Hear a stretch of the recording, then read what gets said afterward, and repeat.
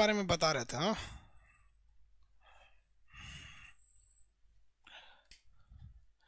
देखिए वो यूरोप के बारे में आप लोग को समझा रहे थे। बताइए तो, क्वेश्चन, शांति का नोबेल पुरस्कार कहाँ से दिया जाता है? आंसर दीजिए तो था फटाफट। शांति का नोबेल पुरस्कार कहाँ से दिया जाता है? ओस्लो से। ठीक है। ओम्बड्समैन यानी लोकपाल का पद कहाँ से आया?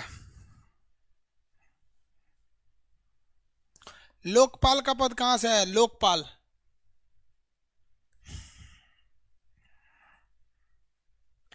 स्वीडन या फिर स्कैंडिनेवियाई देश, क्योंकि एक पर्वत है जिसका नाम है स्कैंडिनेवियाई पर्वत।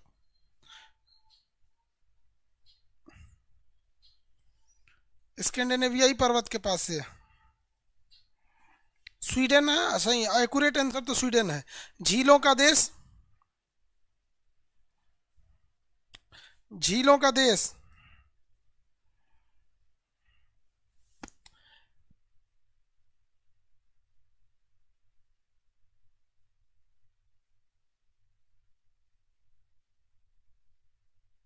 झीलों का देश स्वीडन। अरे फिनलैंड को कहते हैं, स्वीडन को कौन बोल दिया? फिनलैंड। स्कैंडिनेवियाई हो गया। यहाँ बताइए, बाल्टिक में कितने देश आते हैं? बाल्टिक कंट्री में कितने देश आते हैं? बाल्टिक कंट्री में 3 देश आते हैं। बाल्टिक कंट्री में 3 देश। तीनों के नाम? बाल्टिक में 3 देश आते हैं, तीनों के नाम? तीनों Estonia, Latvia, Lithuania. Estonia, Latvia, Lithuania. Poland की राजधानी क्या थी भाई? वारसा। पोलैंड की राजधानी वारसा। जर्मनी के बारे में बता रहे थे आपको। देखिए, जर्मनी जो है इसकी राजधानी बर्लिन। जर्मनी की राजधानी बर्लिन। कोलोन शहर इसका कौन किस लिए है? मोटर वाहन उद्योग के लिए प्रसिद्ध है। मोटर वाहन उद्योग के लिए प्रसिद्ध है। उसके नीचे एक जगह है स्टुगार्ट्स। जर्मनी का नीचे एक जगह देखिए ध्यान से, स्टुगार्ट्स। जिनके पास एटलस है यूरोप का, जल्दी फटाफट खोलिए यूरोप और नक्शा में देखिए स्टुगार्ट्स। और हमको बताना है आंसर कि स्टुगार्ट्स में 1907 ईस्वी में भारत का तिरंगा झंडा जो विदेश में पहली बार लहराया गया, तो विदेश में पहला झंडा स्टुगार्ट्स में लहराया गया था 1907 ईस्वी में। वह किसने लहराया था? आंसर दीजिए, ये सीडीएस का क्वेश्चन है। भारत का विदेश में झंडा 1907 में जर्मनी के शहर स्टुगार्ट्स में लहराया गया। और लहराने वाली का नाम क्या था? आंसर चाहिए। Madam Bhikaji Cama. Pappu Kumar, very good. Madam Bhikaji Kumar, Bhikaji Cama. Madam Bhikaji Cama, very good. Krishna Patel ji, Vikas Soni, Abhay Kumar. Madam Bhikaji Cama, भारतीय स्वतंत्रता की जननी। Madam Bhikaji Cama, Bhika ji Cama. Madam Bhikaji Cama Marathi, south की, मराठ की थी मैडम भीखाजी कामा। तो इन्होंने यहाँ पर तिरंगा झंडा लहरा दिया था। तिरंगा झंडा क्यों? क्योंकि 1907 में एक अंतर्राष्ट्रीय सम्मेलन हो रहा था। तो जहां पर सम्मेलन हो रहा था तो ब्रिटेन भी गया था। तो मैडम भीखाजी कामा ने क्या किया ना, ब्रिटेन के बगल में इंडिया का झंडा लगा दिया। तो इसका मतलब इंडिया स्वतंत्र है, तभी ना इंडिया का झंडा लहरा दिया गया। बहुत भारी बवाल हुआ था। मैडम भीखाजी कामा, मैडम भीखाजी कामा बहुत बहादुर थी। वो भारत में यहाँ के लोगों को गुड़िया भेजती थी। गुड़िया समझती हैं? डॉल। डॉल भेजती थी और उस डॉल के अंदर बंदूक रहता था। तो भारत में बहुत सारे बंदूक की सप्लाई इन्होंने अकेले ही किया था यहाँ पर। तो जिससे गरम दल वालों को फायदा हुआ, वरना हमारे यहाँ उतनी बंदूकें कहाँ थी। अब बिहार के मुंगेर का बंदूक जो होता है वो ज़्यादा दूर से गोली थोड़ी मार सकते हैं, सोचा पास पास आके मारना रहता है। तो मैडम भीखाजी कामा ने वहाँ से बंदूक की सप्लाई की है, धड़ाधड़ उड़ा दो ससुरों को। तो भारतीय स्वतंत्रता की जननी मैडम भीखाजी कामा को कहा जाता है। मैडम भीखाजी कामा को कहा जाता है। अब यहाँ ध्यान से देखो भैया, जर्मनी के ऊपर एक देश है जिसका नाम है डेनमार्क। बता दिए थे डेनमार्क। जर्मनी के ऊपर एक देश है डेनमार्क। देखिए, जर्मनी के ऊपर एक देश है डेनमार्क। अब इस डेनमार्क के पास, जर्मनी के पास एक नहर है जिसका नाम है कील नहर। कौन सा नहर है? कील नहर। हम कील नहर, जर्मनी का अधिकार है कील नहर पे। दुनिया में सबसे ज़्यादा अगर कहीं गाड़ियां वगैरह मतलब पानी वाली जहाज वगैरह जाती हैं तो वो कील नहर से जाती हैं। सबसे बिजी नहर कौन सा है? वो कील नहर है। सबसे बिजी नहर है कील नहर। अब हम बस ये जानना चाहते हैं कि कील नहर किन 2 सागर को जोड़ता है? इस सागर, इस साइड तो बाल्टिक सागर है, लेकिन इस साइड कौन सा सागर है आप बताइए? कील नहर किन 2 सागरों को जोड़ेगा? बाल्टिक सागर और इधर कौन सा सागर है?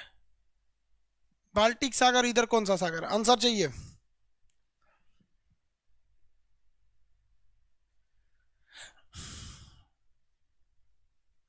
आंसर दीजिए बाबू। हाँ, उत्तर सागर, उत्तर सागर। तो उत्तर सागर और बाल्टिक सागर को जोड़ने वाला नहर का नाम है कील नहर। लेकिन क्वेश्चन आप फंस जाएंगे। कील नहर एक नेचुरल नहर है। नेचुरल नहर की कैटेगरी में सबसे बिजी नहर है आपका कील नहर। बट स्वेज नहर एक आर्टिफिशियल नहर है। तो आर्टिफिशियल नहर के में आपका आ जाएगा स्वेज नहर। ये जब नहर चैप्टर पढ़ाएंगे तो आपको बताएंगे, और वहां फिर आपको ये बताएंगे कि कील नहर कहाँ पर है। कील नहर पर किस देश का अधिकार है? जर्मनी का। अब आप में से बहुत सारे लोग जो हैं वो कहते होंगे कि सर रिवाइज कैसे करें। ध्यान से मेरी ओर देखिए, रिवाइज कैसे करिएगा। जब भी आप रिवाइज करने जाइए तो आपके सामने एक बार एटलस को देख लीजिए कि यूरोप में जर्मनी कहाँ है, तो ऊपर की ओर है। अभी जर्मनी में विरोध प्रदर्शन हो रहे हैं। हालिया घटना है, 10,000 लोग विरोध प्रदर्शन में उतरे हैं। जानते हैं क्यों? क्योंकि वहां की सरकार दोबारा लॉकडाउन लगाने जा रही है, क्योंकि कोरोना का एक फेज फिर आने वाला है। तो आप लोग जर्मनी के जो करंट अफेयर के न्यूज रहते हैं उसको जरा ध्यान दे लिया कीजिए। अब उसके बाद जर्मनी जब खोल लेंगे तो दिमाग में आएगा कि ये यूरोप के नॉर्दर्न साइड में आता है जर्मनी। अब ये जर्मनी से रिलेटेड आप अपने इत्मीनान से देखिए कैसे रिवाइज किया जाता है। ध्यान से जर्मनी दिमाग में बैठा लीजिए, और अब देखिए उसके बड़े शहरों को देखिए। जर्मनी की राजधानी बर्लिन इस साइड थी। बर्लिन की दीवार 1989 को गिरा दी गई, फिर से जर्मनी स्वतंत्र हो गया। बर्लिन खत्म वहां पर। अब बर्लिन के इस साइड में है कोलोन। अब आप कहेंगे सर कोलोन किस लिए? तो दिमाग में लगाइए कोलोन किस लिए? मर्सिडीज गाड़ियों के लिए। नीचे में स्टुगार्ट्स और म्यूनिक्स था। म्यूनिक्स तो एक बड़ा सा शहर था और कुछ नहीं। स्टुगार्ट्स 1917 मैडम भीखाजी कामा तिरंगा झंडा लहराई, इन्हें स्वतंत्रता की जननी कहते। ये हो गया। ऊपर में देखेंगे तो ऊपर कौन सा देश है भैया? डेनमार्क है। वहां कौन सी नहर है? कील नहर है। नेचुरल है या फिर आर्टिफिशियल है? तो नेचुरल है। किसको जोड़ती है? तो बाल्टिक सागर और नॉर्दर्न सागर, उत्तर सागर को जोड़ती है। किसका अधिकार है? तो जर्मनी का अधिकार है। जर्मनी ने किस पर हमला किया था? पोलैंड पर। किस लिए? रूस को लालच देने के लिए। रूस पोलैंड की ओर आ गया, फिर इसने हमला कर दिया। कौन सा विश्व युद्ध चालू हो गया? द्वितीय विश्व युद्ध चालू हो गया। जर्मनी हो गया। जर्मनी। जर्मनी की सबसे प्रसिद्ध नदी कौन सी है? राइन नदी है। उसमें आप नक्शा में ध्यान से देखिएगा, आपको राइन नदी देखने को मिलेगा। जर्मनी की सबसे प्रसिद्ध नदी राइन नदी। जर्मनी की सबसे प्रसिद्ध नदी राइन नदी ऊपर की ओर जाती है। सबसे बिजी नदी कौन सी है? राइन नदी। इसमें सबसे ज्यादा नाव चलती है। सब लोग जिस तरह हमारे यहाँ ट्रक पे कैसे सड़क पे ट्रक्स वगैरह चलते हैं एकदम एक के पीछे एक, वैसे ही जर्मनी में राइन नदी के ऊपर क्या चलती है? नाव चलती है सामान को ढोने के लिए। और इसके बावजूद वहां पर कोयला की ढुलाई होती है। कोयला की ढुलाई होती है। और फिर भी वो राइन नदी इतनी साफ है कि आप अगर उसमें एक का सिक्का फेंक दीजिएगा तो आपको वो आराम से वहां दिख जाएगा। और भारत की नदी में से जरा ट्रक फेंक दीजिएगा तो गायब हो जाएगा, नहीं दिखेगा। गांधी सेतु पटना में एगो स्कॉर्पियो गिर गई समुद्र नीचे, 2 साल हो गया आज ले नहीं मिला वो स्कॉर्पियो। यहाँ एगो सिक्का फेंक दीजिएगा तो दिख जाता है। तो ये राइन नदी है। दुनिया की सबसे साफ नदी राइन नदी। दुनिया की सबसे बिजी नदी राइन नदी। जर्मनी की गंगा राइन नदी। जर्मनी की जीवन रेखा राइन नदी। किसी को कोई दिक्कत है? कोयला ढोने वाली नदी राइन नदी, क्योंकि उसमें जितनी पानी वाली जहाजें चलती हैं वो कोयले को लेकर जाती हैं। क्योंकि जर्मनी का निचला भाग क्या कहलाता है? तो ये कहलाता है आपका राइन लैंड। राइन लैंड कोयले के लिए प्रसिद्ध था। राइन लैंड किसके लिए प्रसिद्ध था? कोयले के लिए प्रसिद्ध था। जर्मनी कंप्लीट हो जाएगा। क्या हो जाएगा? जर्मनी कंप्लीट हो जाएगा। यहाँ पे जर्मनी, ये समझ में आ गया? जर्मनी किसी को कोई दिक्कत नहीं है यहाँ पे। डेनमार्क की गाय जो है वो होल्स्टीन गाय कितनी दूध देती है? 10 लीटर 100 लीटर दूध देती है। तो जब कभी भी आप बनाइए नक्शा देखिए तो आप देखते रहिए, सबसे पहले उसके शहर को देख लीजिए, फिर दिमाग में बैठा लीजिए कि उसके अगल बगल में कौन देश हैं सब। अगर नदी है तो नदी देख लीजिए, पहाड़ है तो पहाड़, अदरवाइज जो एक ऐतिहासिक घटनाएं थी वो। अब इसके बगल में आपको 3 देश देखने को मिलेंगे सर। 3 कंट्री मिलेगा जिन्हें हम लोग कहते हैं बेनेक्स कंट्री। क्या कहते हैं? बेनेक्स कंट्री, जिसमें बेल्जियम, नीदरलैंड और लग्जमबर्ग 3 देश मिलेंगे जिन्हें शॉर्टकट में बेनेक्स देश कहते हैं। मिल गया तो यस कहिए, नहीं मिला तो नो कहिए। ये तीनों देश मिलेंगे जर्मनी और फ्रांस के ऊपर। जर्मनी और फ्रांस के ऊपर ये वाला देश तो है फ्रांस। ये रेड कंट्री जो हो गया रेड कलर का, ये तो हो गया फ्रांस। अभी बड़ी भयानक घमासान चल रहा है फ्रांस में, यहाँ पर कट्टरपंथ को लेकर, समझा गया? ये वाला देश है फ्रांस। और इधर वाला देश देखेंगे तो ये वाला तो हो जाता है जर्मनी। जर्मनी और फ्रांस के ऊपर तीनों देश मिल गए सब कि नहीं मिले सर? जिसमें सबसे छोटा होगा लग्जमबर्ग। सबसे छोटा होगा लग्जमबर्ग, सबसे छोटा होगा लग्जमबर्ग। जल्दी फटाफट, मिल गया लग्जमबर्ग। तीनों देश को क्या कहते हैं शॉर्टकट में? बेनेक्स कंट्री कहते हैं, बेनेक्स। बे से बेल्जियम, ने से नीदरलैंड, एक्स से लग्जमबर्ग, लग्जमबर्ग में एक्स आता है बीच में। मिल गया? Yes, very good. अरे भैया, बेल्जियम की राजधानी ना ब्रसेल्स है, या ब्रसेल्स देश थोड़ी है। अब कौन भारत का नक्शा देखेगा कहेगा सर दिल्ली मिल गया, भाई दिल्ली देश थोड़े है, भारत ना देश है, राजधानी उसकी दिल्ली है। जो कह रहा है सर बेल्जियम नहीं मिल रहा है, ब्रसेल्स मिल रहा है। भैया बेल्जियम की राजधानी है ब्रसेल्स ना, लग्जमबर्ग की राजधानी तो लग्जमेबर्ग इतनी चुकी है ये हो। और इसकी राजधानी क्या नाम है? नीदरलैंड की राजधानी 75 बार पूछा है, एम्स्टर्डम। नीदरलैंड की राजधानी एम्स्टर्डम, नीदरलैंड की राजधानी एम्स्टर्डम। इसमें सबसे ऊपर आपको नीदरलैंड मिलेगा, जबकि शॉर्टकट जो बनाया गया है उसमें नीदरलैंड को बीच में रख दिया गया है, लेकिन नक्शा के हिसाब से आपको ऊपर की ओर मिलेगा नीदरलैंड। मिल गया नीदरलैंड? कितने लोग को नहीं मिला नीदरलैंड? नीदरलैंड की राजधानी एम्स्टर्डम। एसएससी में ये कई बार क्वेश्चन पूछा हुआ है, चाहे वो 2016 का एसएससी हो या फिर 18। एम्स्टर्डम किसकी राजधानी है? तो एम्स्टर्डम नीदरलैंड की राजधानी है। नीदरलैंड का पुराना नाम हॉलैंड था, नीदरलैंड का पुराना नाम हॉलैंड था, और हॉलैंड यानी नीदरलैंड के रहने वालों को डच कहा जाता है। तो क्या ये लोग नीदरलैंड वाले हमारे पर कब्जा किए थे? तो कई लोग कहता है नहीं सर नीदरलैंड वाला नहीं कब्जा किया था। रे बबुआ, नीदरलैंड का पुराना नाम था हॉलैंड, और हॉलैंड के रहने वालों को कहा जाता है डच। और डच सब तो कब्जा करबे किया था सब हमारे यहाँ, डच। तो नीदरलैंड के रहने वालों को क्या कहा जाता है? डच। नीदरलैंड का पुराना नाम हॉलैंड, नीदरलैंड का पुराना नाम हॉलैंड, यहाँ के रहने वालों को डच, यहाँ की राजधानी एम्स्टर्डम। कितने लोग बता सकते हैं कि नीदरलैंड का शहर हेग, नीदरलैंड का शहर हेग किस लिए फेमस है? नीदरलैंड का शहर हेग किस लिए फेमस है? आंसर दीजिए, नीदरलैंड का शहर हेग किस लिए फेमस है? लग्जमबर्ग खुद इतनी चुकी होकर कैपिटल क्या देखिएगा, जैसे दिल्ली की कैपिटल क्या है, छोटा सा ही है। हाँ वेरी गुड, बहुत होशियार है सब। International court of justice, international court of justice 15 गो जज बैठता है सब। एक गो जज का कार्यकाल 9 साल रहता है, 15 गो जज बैठता है सब। International court of justice, international court of justice हो गया।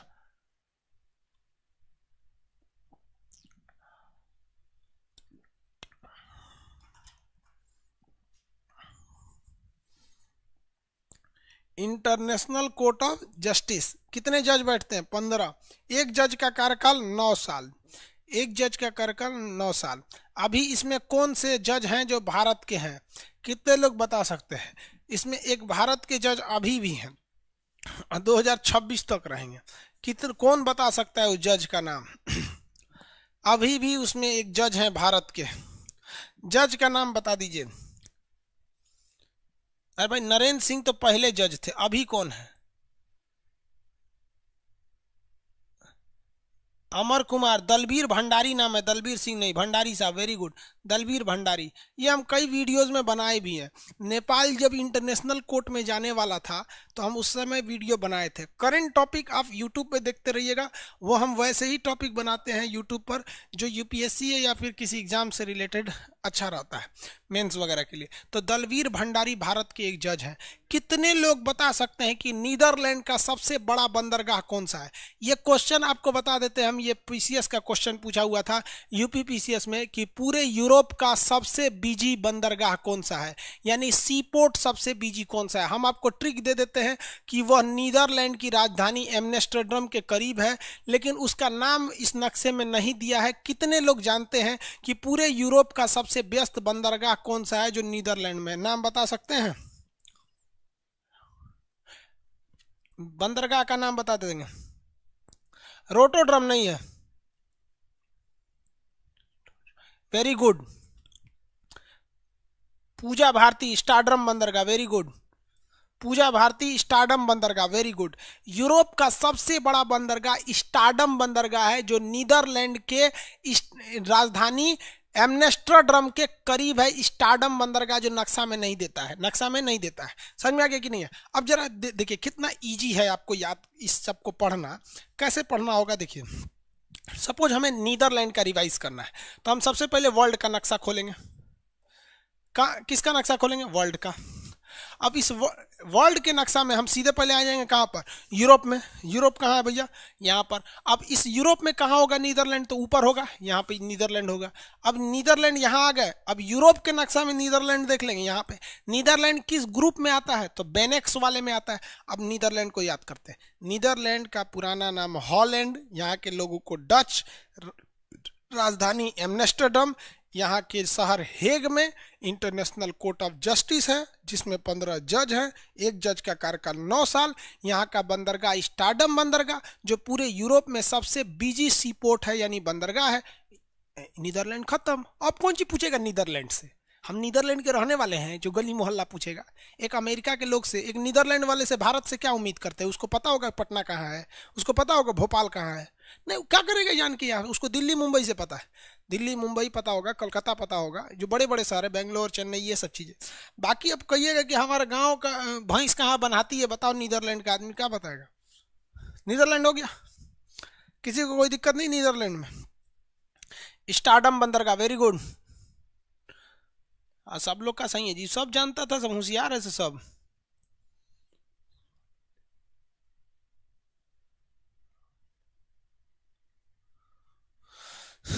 चलिए, नीदरलैंड से किसी को कोई दिक्कत नहीं है, किसी को कोई दिक्कत नहीं है, नीदरलैंड से कोई दिक्कत नहीं है।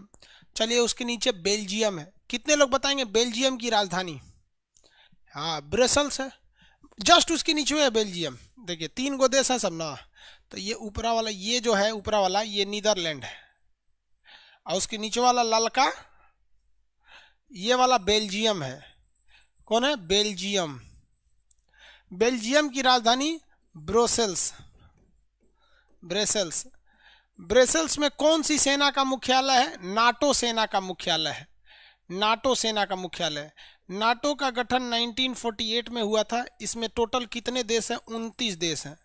नाटो का गठन 1948, 29 देश हैं सब। कितने देश हैं सब?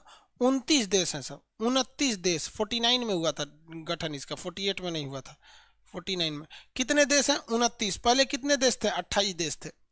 इसमें जितने बड़े बड़े देश देखते हैं ना, वो इसमें शामिल है, सब यूरोप वाले। जितने बड़े ईसाई कंट्री हैं सब के सब इसमें शामिल है। इसमें चाइना नहीं है, रूस नहीं है, भारत नहीं है, पाकिस्तान नहीं है, क्योंकि वो एशिया में आते हैं।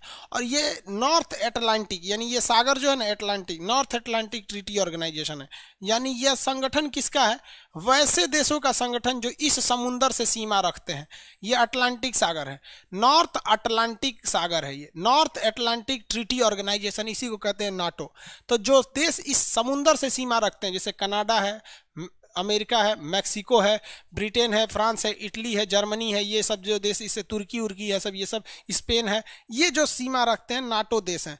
नाटो में 29 देश आते हैं। इसे सूर्य कहते हैं ना कि हमारे किसी देश को अगर कोई ऐसा देश जो नाटो का सदस्य नहीं हुआ हमला कर देता है, जैसे तुर्की पर, मान लीजिए भारत तुर्की पर हमला करेगा, तो इसे सूरा 29 मिल के भारत को मार देगा सब।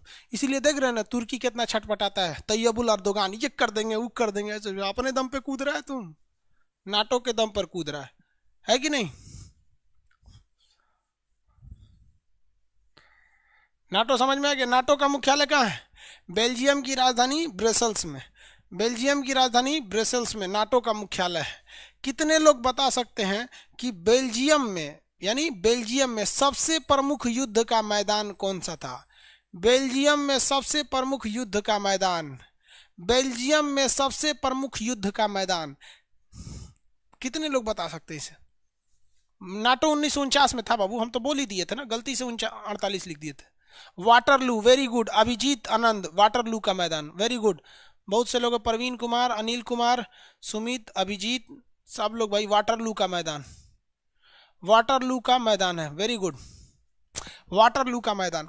जिस तरह से भारत का पानीपत का मैदान था, जो भी आया पानीपत में जो जीता भारत पर उसका कब्जा हो गया।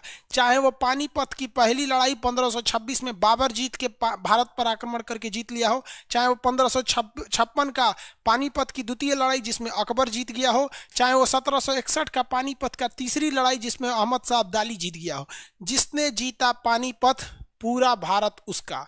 उसी तरह से जिसने जीता वाटरलू का मैदान, पूरे यूरोप पर उसी का कब्जा हो जाता था, पूरे यूरोप पर उसका कब्जा हो जाता था। इसीलिए किसे, बेल्जियम को, क्योंकि वाटरलू का मैदान कहाँ है, बेल्जियम में है। वाटरलू का मैदान कहाँ है, बेल्जियम में। इसीलिए बेल्जियम को यूरोप का अखाड़ा कहा जाता है। सोच जो आता है यहीं लड़ जाता है। तो भारत का अखाड़ा उस हिसाब से क्या हो जाएगा, पानीपत। अरे भारत का अखाड़ा पानीपत, यूरोप का अखाड़ा बेल्जियम को बोला जाता है। और जो बेल्जियम जीता पूरा यूरोप उसका हो गया। इसीलिए यूरोप का कॉकपिट कहा जाता है किसे, बेल्जियम को। कॉकपिट का मतलब क्या होता है, जहाज का अगला हिस्सा जहां पायलट बैठता है ना, उसी को कॉकपिट कहते हैं। अभी बताओ, जो पायलट जो कॉकपिट पे घुस गया उसी के हिसाब से जहाज चलेगी, उसका मन जहां ले जाए उधर घुमाए। उसको समझ में आ रहा है कि नहीं आ रहा है, किसी को कोई दिक्कत? तो जिसने जीता बेल्जियम का वाटरलू, उसके पास आ गया यूरोप का कॉकपिट। अब यूरोप पर उसका अधिकार होगा। तो बेल्जियम में उपस्थित वाटरलू के युद्ध के मैदान के कारण बेल्जियम को दो नाम से जाना जाता है। बेल्जियम को यूरोप का अखाड़ा कहते हैं कि यहाँ मार धार करके लड़ाई करो, और जो लड़ाई जीत जाएगा उसके पास यूरोप का कमांड आ जाएगा, यानी कॉकपिट ऑफ यूरोप कहते हैं बेल्जियम को। किसी को कोई दिक्कत नहीं आना चाहिए बेल्जियम में। समझ में आ गया? हीरे की कटिंग के लिए, शीशे की कटिंग के लिए बेल्जियम बहुत फेमस है। बेल्जियम समझ में आ गया तो आगे बढ़ा जाए। बेनेक्स देश में कितने देश आते हैं, 3। Netherlands, Belgium, Netherlands, Belgium. अब आता है लग्जमबर्ग। छोटा सा एगो बिंदु जैसा लिखा होगा खाली लग्जमबर्ग, उसका एरियो नहीं बताता होगा, बस थोड़ा सा लिख दिया होगा यहाँ पे लग्जमबर्ग। इति चुकी 10वें, इति चुकी लग्जमबर्ग, इति चुकी लग्जमबर्ग। लग्जमबर्ग की राजधानी भी लग्जमबर्ग, लग्जमबर्ग है। ये छोटा सा देश है, यहाँ कोई खास पावर नहीं है, लेकिन ध्यान से समझिए। किसी को कोई दिक्कत है यहाँ?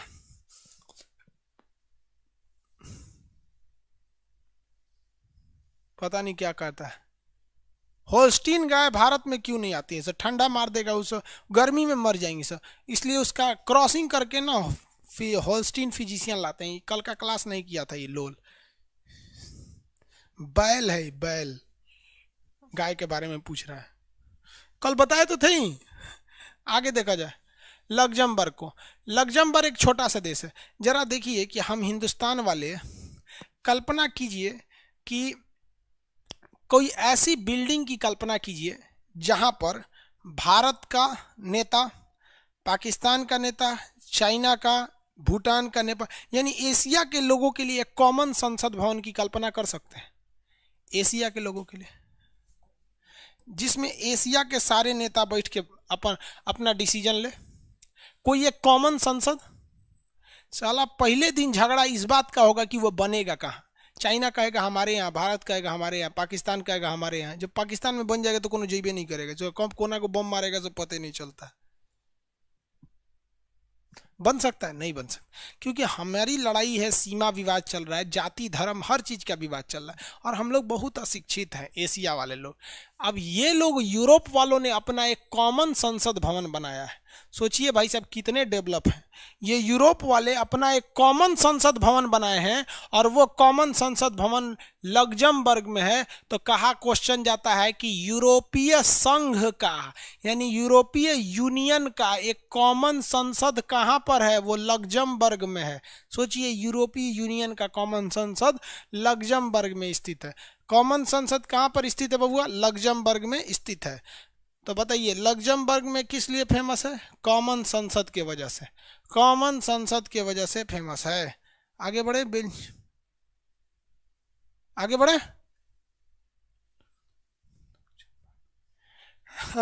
वो कह रहा है कि सर अगर ऐसा एशिया में रहता तो चाइना कहता कि लग्जमबर्ग मेरा है। तो जो चाइना को लगता है सब उसका है, हद है भैया, सब उसका है।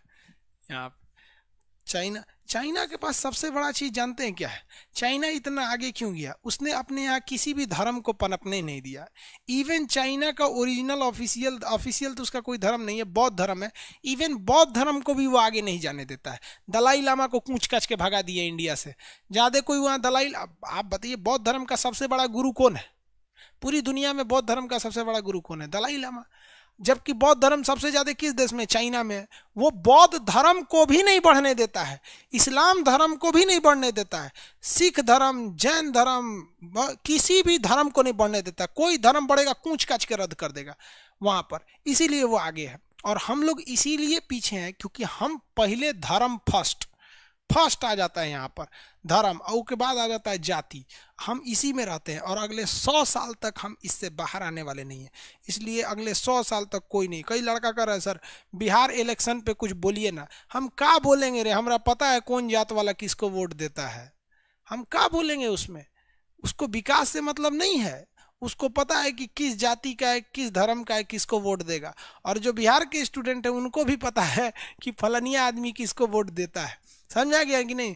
किसी के नाम पे लगा हुआ है राणा प्रताप सिंह तो समझिए कि किसको वोट देंगे। किस में लगा है नरेंद्र कुशवाहा तो समझिए किसको वोट देंगे। जाकिर हुसैन वो किसको वोट देंगे। सुरेंद्र यादव ये भी पता है किसको वोट देंगे। राजेश मिश्रा ये भी किसको वोट देंगे। सबको पता है। सोचा तो क्या बोले हम इलेक्शन में? एक को वीडियो नहीं बनाए होंगे बिहार इलेक्शन पे, इसलिए हमको सब पता ही रहता है भाई, पहले से मैच फिक्सिंग है। तो ये इतना कॉमन संसद बना दिया इन लोगों ने, इतने ये लोग पढ़े लिखे होते हैं सब। तो यूरोप वाले पूरी दुनिया पे कब्जा कर लिए लोग माइंड गेम से, और हम लोग आपस में ही लड़ रहे होते हैं। छोड़िए इस सब बात को, आगे देखते हैं लोग। ये हो गया आपका कौन सी कंट्री? बेनेक्स देश। ये कौन सी कंट्री? बेनेक्स देश। और ये वाली कंट्री बताइए तो, ये बाल्टिक देश, ये बाल्टिक देश। आइए ऊपर वाले जो कंट्री हैं सब ना, इन्हें स्कैंडिनेवियाई कहते हैं या नार्डिक कंट्री कहते हैं। क्या कहते हैं? Nordic country. तो देखिए ये नार्डिक कंट्री हो जाएंगे सब, या स्कैंडिनेवियाई, नॉर्वे, स्वीडन, फिनलैंड, डेनमार्क। इन्हें आप नार्डिक कहिए या फिर स्कैंडिनेवियाई कहिए। और ये बाल्टिक देश क्योंकि बाल्टिक सागर के पास है। और ये द्वितीय विश्व युद्ध वाले, द्वितीय विश्व युद्ध कौन कराया था? जर्मनी ने हमला किया पोलैंड पर। तो आपको याद करना कितना सिंपल है। सबसे पहले आप 4 गो नार्डिक देश याद रख लीजिए यहाँ पर, स्कैंडिनेवियाई, Norway, Sweden, Finland, Denmark. Norway, Sweden, Finland, Denmark, ये क्या हो जाएंगे सब? स्कैंडिनेवियाई, Norway, Finland, Denmark, Norway, Sweden, Finland, Denmark. लेकिन फिनलैंड को एक बार क्या हुआ था, स्कैंडिनेवियाई देशों के 4 समूह से निकाल दिया गया था। इसलिए अक्सर क्वेश्चन पूछता है कि किस देश को स्कैंडिनेवियाई में नहीं रखते हैं, तो कभी कभी फिनलैंड को इन 4 स्कैंडिनेवियाई के ग्रुप से हटा के पूछ देता है क्वेश्चन। ये 3 देश को क्या कहते हैं? बाल्टिक देश, रूस से अलग हुए हैं। ये दोनों द्वितीय विश्व युद्ध के जन्मदाता, जर्मनी और पोलैंड, जर्मनी और पोलैंड। ये बोलिए तो ये है आपका बेनेक्स देश। कौन सा देश? बेनेक्स देश। कौन देश? बेनेक्स देश। हो गया, आगे बढ़ जा। सर चीन पाकिस्तान में 27 किलोमीटर मेट्रो बना रहा है। अरे भाई कुछ दिन में चीन पाकिस्तान में बच्चे पैदा करेगा। अभी मेट्रो की बात कर रहे हो, देखना ना सब पाकिस्तान वाली जाएगी, सब प्रेग्नेंट चीन में। मेट्रो बना रहा, वो पगला को मेट्रो का पुलो नहीं बना पाता है। पाकिस्तान चाइना की बात करता है, मेरा दिमाग ही खराब हो जाता है। चाइना पाकिस्तान की बात करता है सब। एक तो पाकिस्तानी मेरे वीडियो पे कमेंट किया था कि सर आप पाकिस्तान को नहीं गरियाएगा तो काम नहीं चलेगा। हम कह रहे हैं सचुरा तो ना गरियाएंगे, खन में ना पचेगा अपना। चलो देखो यहाँ ये वाला हो गया। अब ऊपर में देखते हैं हम लोग कंट्री ब्रिटेन को। आप ऊपर देखिए, आपके नक्शा में एक बड़ा इस टाइप का कंट्री दिखेगा, इसे कहते हैं ब्रिटेन। इसे क्या कहेंगे? ब्रिटेन। फ्रांस के जस्ट ऊपर दिखेगा। अभी नीचे मत है, नीचे आएंगे तो इधर रह जाएंगे, पहले इनको निपटा देते हैं। ये देश कौन सा है? ब्रिटेन। कौन देश है? ब्रिटेन। अरे भैया दिखा कि नहीं दिखा? ब्रिटेन देश दिख गया? ब्रिटेन मिला कि नहीं?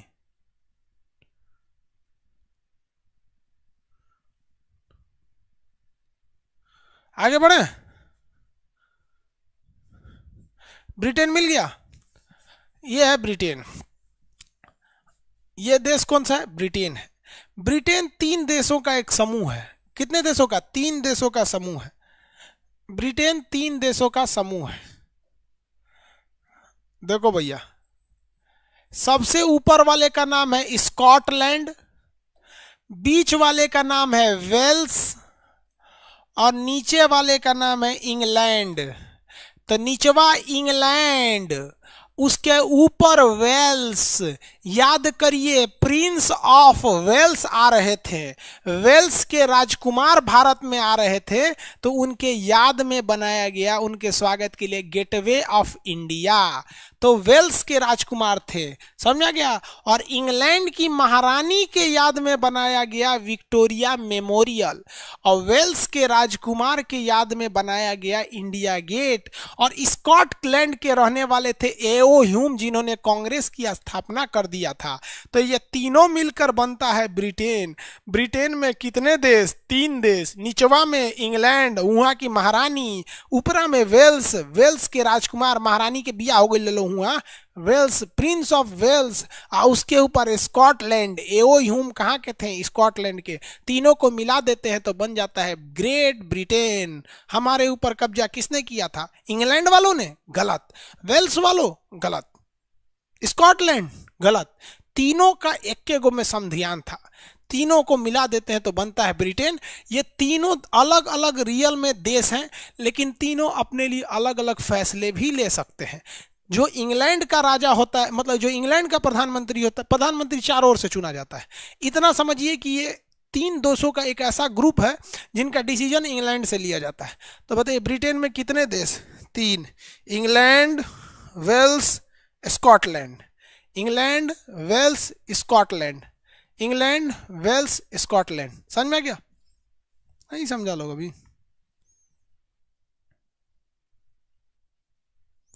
एक कह रहे हैं कि सर यूपीएससी के लिए हिंदी मीडियम सही है या इंग्लिश मीडियम सही है? देखो बाबू, इंग्लिश मीडियम में टीचर थोड़े से हाई लेवल के मिल जाते हैं, और इंग्लिश मीडियम में किताबें, मतलब पढ़ने वाले लड़के के पास संसाधन ज़्यादा होता है, क्योंकि अमूमन इंग्लिश मीडियम का लड़का अमीर घर का होता है, उसे हर तरह के संसाधन है। अदरवाइज कोई खास इफेक्ट नहीं पड़ता है। अगर आपको टीचर अच्छे मिल गए तो हिंदी मीडियम भी आप अच्छे करेंगे। अब आप बताओ भैया, अगर किसी से पूछ दिया इंग्लिश मीडियम में कि ब्रिटेन में इंग्लैंड में क्या अंतर है, तो आप हिंदी में भी बोलेंगे 3 भाग है, इंग्लिश में भी बोलेंगे 3 भाग होता है। समझ में आ गया कि नहीं आ गया? क्वालिटी पर डिपेंड करता है, मीडियम से कोई असर नहीं पड़ेगा। और रही बात आपका अगर हिंदी मीडियम है, तो क्या आप उसको इंग्लिश में जवाब दे पाएंगे? नहीं दे पाएंगे, क्योंकि आप 2 साल तो इसी को बर्बाद कर देंगे इंग्लिश से हिंदी समझते वक्त, क्योंकि टेक्निकल पढ़ाइयाँ बहुत अलग हो जाती हैं। आप इंग्लिश बोलना जानते हैं, इसका मतलब ये नहीं हुआ कि आप पूरे हिस्ट्री को इंग्लिश में याद करके लिख देंगे, फिर वहाँ जाके दिक्कत होने लगेगा। तो इसलिए इस सब मामले को आप दिमाग से हटा दीजिए। आप खुद से देखिए कि इंग्लिश मीडियम वालों का लाइफ स्टाइल कैसे होता है। वो काम से काम मतलब रखते हैं, और हिंदी मीडियम वाला 8 गो तो लड़की पटीले रहता है, एगो गांव में, एगो कोचिंग में, एगो फ्लैट में, एगो जोने रूम में रहता है, वहीं में आधा दिन तो चक्करे पकड़ में रह जाता है। सीबीएसई वालों के लिए इसलिए नहीं होता है उस सबका, उसे बचपने में सब ये सब काम करके थक गया रहता है। समझा गया? चलो। सीबीएसई वाला इसे थोड़े कहता है लाइन नहीं मार, सीधे कहते हैं चलो डेट पे चलते, एगो दुका डेट निकल रहे हैं, पता नहीं क्या होता है। हम लोग के समय ये सब तो कुछ होता ही नहीं था, सोचा डेट उठा गया। चलिए देखिए, ये 3 समझ में आ गया। आगे समझते हैं अब एक एक करके। इसमें सबसे ज्यादा जो डेवलप है वो इंग्लैंड है, सबसे ज्यादा जो डेवलप है वो क्या है? इंग्लैंड है। समझ में आ गया कि नहीं?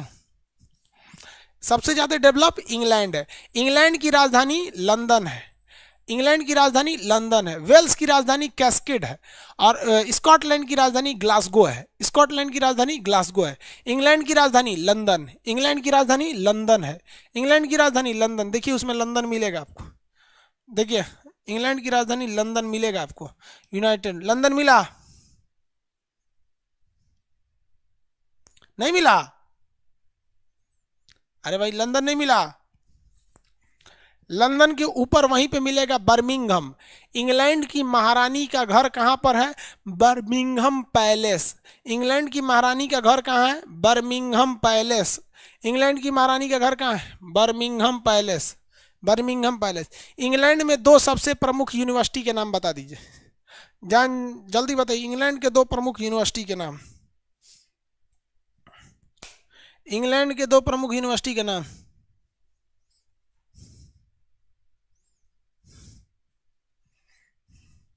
ऑक्सफोर्ड, हाँ ऑक्सफोर्ड तो है। एक और कोई बताइए। ऑक्सफोर्ड यूनिवर्सिटी ठीक तो है, और कोई? बस ऑक्सफोर्ड। हाँ, कैम्ब्रिज भी है, ऑक्सफोर्ड और कैम्ब्रिज यूनिवर्सिटी है। ऑक्सफोर्ड और कैम्ब्रिज यूनिवर्सिटी, किसी को कोई दिक्कत? ऑक्सफोर्ड और कैम्ब्रिज यूनिवर्सिटी। कैम्ब्रिज यूनिवर्सिटी में भारत के बहुत सारे राजघराना वाले पढ़े हैं सब। इंग्लैंड जो जवाहरलाल नेहरू थे वो भी वहीं पढ़ते थे। तो जवाहरलाल नेहरू जो थे वो कैम्ब्रिज यूनिवर्सिटी में पढ़ते थे। तो एक बार जवाहरलाल नेहरू और इंग्लैंड का जो राजकुमार था वो दोनों बैचमेट थे सब, वो लंदन घूमने गए थे सब। तो एक बार एक दुकान पर गए लोग घूमते हुए, तो वहाँ एक टाई पसंद आया जवाहरलाल नेहरू को। तो जवाहरलाल नेहरू ने कहा कि ये टाई हमें दे दो, कितने पैसे हुए? तो वही टाई वहाँ के राजकुमार को भी पसंद आया, और वह राजकुमार ने कहा कि ये टाई एक मेरे लिए भी दे दो। तो दुकानदार ने कहा कि सर एक ही टाई है। तो राजकुमार ने कहा कि हम यहाँ के राजकुमार हैं, तुम हमें दे दो। तो दुकानदार ने क्या कहा कि सर ये जवाहरलाल नेहरू ने पहले पसंद किया था, हम इसे देंगे। यहाँ आप देखिए इंग्लैंड क्यों आगे है और हम क्यों पीछे हैं। साला हमारे यहाँ का कोई मुखिया होता है ना गांव का, तो उसका अलग रुआब होता है। वहाँ एक मामूली टाई बेचने वाला दुकानदार भी अपने देश के राजा से नहीं डर रहा था, वो इंसानियत देख रहा था। और उसने किसको दे दिया? उस जवाहरलाल नेहरू को। देखिए, और वहां के राजा का इंसानियत देखिए कि राजा इस दुकानदार को कुछ नहीं किया। हमारे यहाँ अगर एक मुखिया रहता तो दुकान का शटर गिरा कर बंद करा दिया था, बिहार रहता तो दुकानें उड़ गया रहता। दोस्त सारा कहीं का ऐसे करेगा? तुम कौन ची है रे, तुम कौन ची बोलेगा यहाँ पे? जानते हैं बम में मार देंगे तुरंत। हमरे कोचिंग में 8 गो बम मार दिया। गजब होता है वहाँ। तो वो इंसानियत होता है। और हम लोग सोचते हैं कि इंग्लैंड हम क्यों नहीं होते हैं, हमारा भारत लंदन क्यों नहीं हो जाता है। भैया कोई देश आगे पीछे नहीं होता है, उस देश के लोग आगे पीछे होते हैं। इतना सहनशीलता, इतना डेवलप, वो आज से 100 साल पहले की बात है ये, जब वहाँ स्टूडेंट थे जवाहरलाल नेहरू। 1922 की घटना है ये, और आज 2022 आने वाला है, 2020 तो खत्म हो गया, यानी लगभग 98 साल पहले इतनी इंसानियत थी वहाँ पर। तो उसने वो टाई उसको दे दिया। तो राजकुमार के अंदर राजा घराने का खून है भाई, उसको थोड़ा सा ईगो हर्ट हुआ। वो जवाहरलाल नेहरू को कहा कि चलो जा, तुम पैदल जाओ, हम तुमको अपनी गाड़ी में नहीं बैठाएंगे। क्योंकि जवाहरलाल नेहरू के पास अपनी कार नहीं थी, और राजा अपना कार, राजकुमार कार लेके चला गया, उनको छोड़ दिया। जवाहरलाल नेहरू पैदल आए थे। पता है उस जिस हॉस्टल में रहते थे जवाहरलाल नेहरू, वहां पर 7 गेट था। ऐसे मोतीलाल नेहरू को जब पता चला ना, तो सब गेट के आगे एक ठो कार लगवा दिया था। मेरा बेटा जिस गेट से निकलेगा वहाँ एक कार खड़ी रहेगी। तुमको क्या लगता है तोरे लगे खाली पैसा है? हिंदुस्तान वाले का भिखारी है। और हकीकत भी है, जिस ब्रिटिश ईस्ट इंडिया कंपनी ने भारत को गुलाम बनाया था, एक बिहारी ने, उस हिंदुस्तानी ने उसे क्या कर लिया? खरीद लिया उस कंपनी को। गजब अच्छी बात है। तो ये बहुत बहुत वहाँ पे राजनेताओं वहाँ पे किए हैं सब। वहाँ वकीलों के मत पूछिए, वहाँ पे पहले घर बिकता था ना। इंग्लैंड में जगह कम है, लंदन में घर बिकता था। तो लंदन में घर ऐसे पूरा नहीं खरीद सकते, जमीन नहीं खरीद सकते, वहाँ फ्लोर बाई फ्लोर खरीद सकते हैं, जैसे दिल्ली में है। तो नेहरू का किया ना, वहाँ 11 फीट का जमीन खरीदा। कहा कि हम जमीन जो है ना 11 फीट ऊंचा बनाएंगे। वो क्या किया ना, 10 फीट बनवाया और 1 फीट छोड़ दिया। खरीदा था कितना के लिए? 11 फीट के लिए, 10 फीट बनवा के 1 फीट छोड़ दिया। ऊपर वाला आया, कहा हम भी बनवाएंगे। तो कहा कि तुम नहीं बनवा सकते हो, क्योंकि 11 फीट तक तो मेरा है, इसके ऊपर बनवा लो। घर कैसे बनेगा रे इसके ऊपर? बहुत बहुत कानून बनवा दिया सब। इंग्लैंड के पे ही वहां पे कोर्ट में फांसी दिया जाता था, टू हैंग मतलब इसे लटका दिया जाए, फांसी पर लटका दिया जाए। जवाहरलाल नेहरू ने एक आदमी को फांसी हो गया था, छुड़वा लिया था। उसने कहा कि टू हैंग, वो लटक गया, आप छोड़ दीजिए। जैसे फांसी पे लटकाया गया ऐसे, तो तुरंत थोड़े मर जाता आदमी, 5 मिनट समय लगता है। टू हैंग, लटक गया। तो जवाहरलाल छोड़िए इसको अभी, नहीं तो हम आपको मरवा देंगे, क्योंकि आपने अपने फैसले में लिखा है टू हैंग, लटका दिया जाए। ये थोड़े लिखे है टू हैंग टिल डेथ। आप लिखिएगा टू हैंग टिल डेथ, मतलब तब तक लटकाए रहो जब तक मर नहीं जाता है, तब ना उसको छोड़ेंगे। आप तो लटका दिए, काम खत्म। तब वहां पे संशोधन हुआ, क्या लिखता है? टू हैंग टिल डेथ, तब तक लटकाइए जब तक ससुरा मर नहीं जाता है। तो इंग्लैंड वालों को भी समझ में आया था कि भारतीय क्या चीज होते हैं सर। तो वहां 2 यूनिवर्सिटी फेमस है लंदन की, इंग्लैंड की 2, ऑक्सफोर्ड और कैम्ब्रिज। राजधानी क्या चीज है? लंदन है। इंग्लैंड की राजधानी है लंदन। इंग्लैंड की महारानी का घर कहाँ है? बर्मिंघम है। वहां आपको नक्शा में मिलेगा बर्मिंघम। मिल गया बर्मिंघम।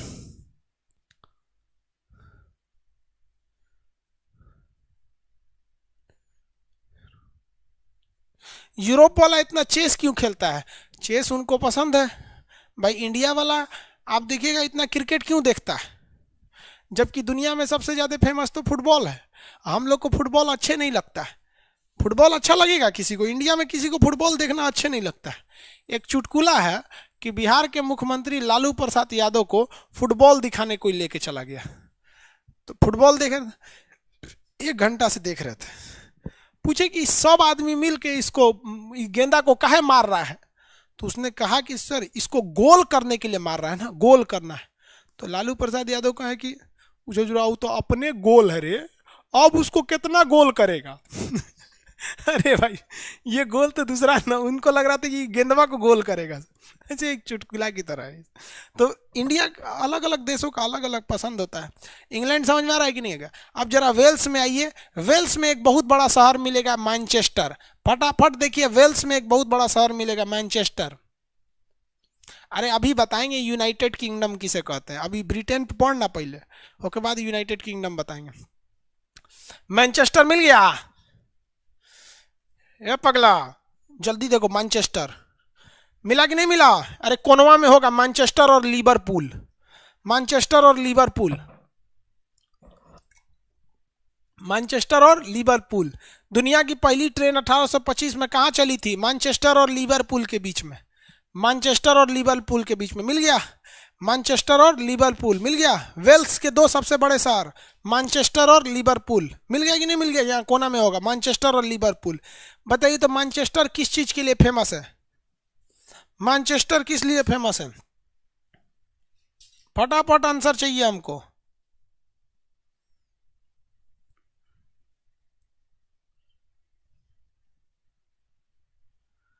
अरे भैया मैनचेस्टर, हाँ टेक्सटाइल के लिए, वेरी गुड, टेक्सटाइल के लिए फेमस है।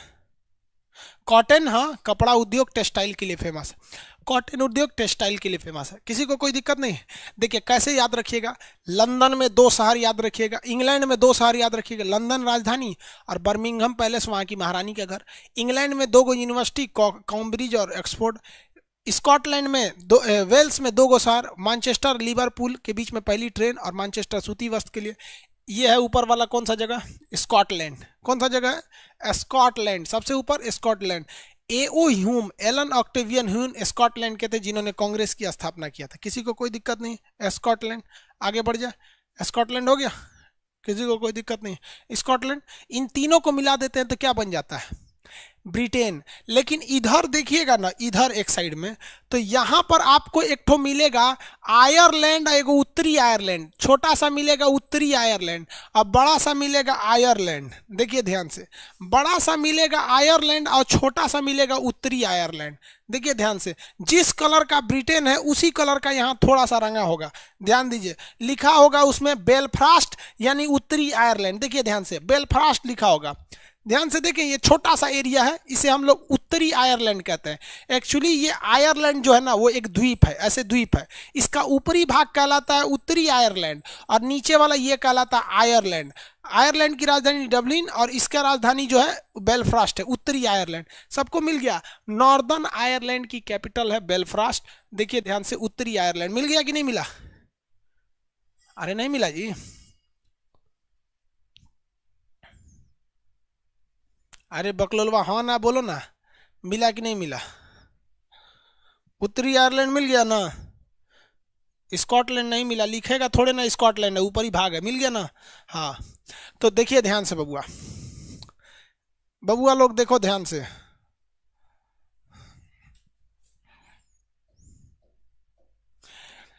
ब्रिटेन में जब तनी सा एरिया, ब्रिटेन में ये तनी सा एरिया, इसे उत्तरी आयरलैंड कहते हैं। पूरा हचाक से उत्तरी आयरलैंड नहीं, खाली उत्तरी आयरलैंड जोड़ देते हैं तो इसे कहते हैं यूनाइटेड किंगडम।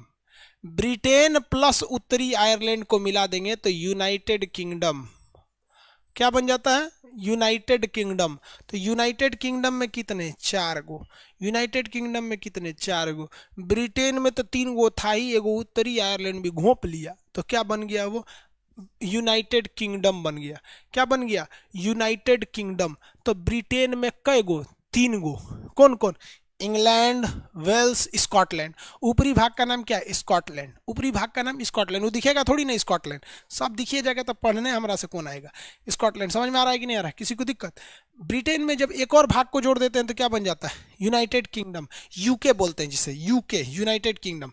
समझ में आ गया? अब यूनाइटेड किंगडम के नीचे आयरलैंड, ये है आयरलैंड। बताइए, हमारे संविधान का नीति निदेशक तत्व कहाँ से आया था? संविधान का नीति निदेशक तत्व कहाँ से आया था?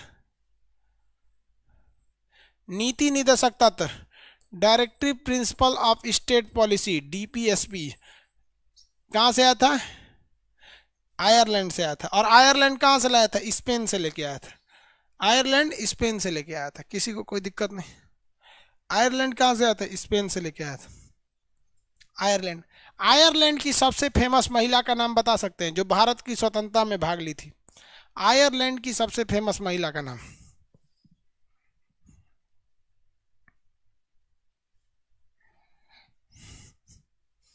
आयरलैंड की कोई महिला बताइए जो भारतीय स्वतंत्रता में भाग ली थी। Very good, Annie Besant. Annie Besant, Annie Besant थी आयरलैंड की जो भारत में आई थी भाग लेने। एनी बेसेंट आई थी। समझ में आ गया कि नहीं आ गया? किसी को कोई दिक्कत नहीं है? एक चीज जरा देखिए, आप ध्यान से देखेंगे तो ब्रिटेन एक आइलैंड है। ब्रिटेन क्या है? एक आइलैंड है। यूरोप का सबसे बड़ा आइलैंड कौन है? ब्रिटेन। यूरोप का सबसे बड़ा आइलैंड ब्रिटेन है। ठीक है? यूरोप का सबसे बड़ा आइलैंड ब्रिटेन है। किसी को कोई दिक्कत नहीं? आगे बढ़ जा। तो ब्रिटेन में कितने देश? 3 देश। ब्रिटेन में 3। आई होप आप इसे समझे होंगे। अब नेक्स्ट क्लास में मिलेंगे, इसे रिवाइज करते रहिएगा। आज के लिए इतना ही, अगले क्लास में मिलेंगे मंडे को। चलिए, रहने दीजिए, इतना ही आज।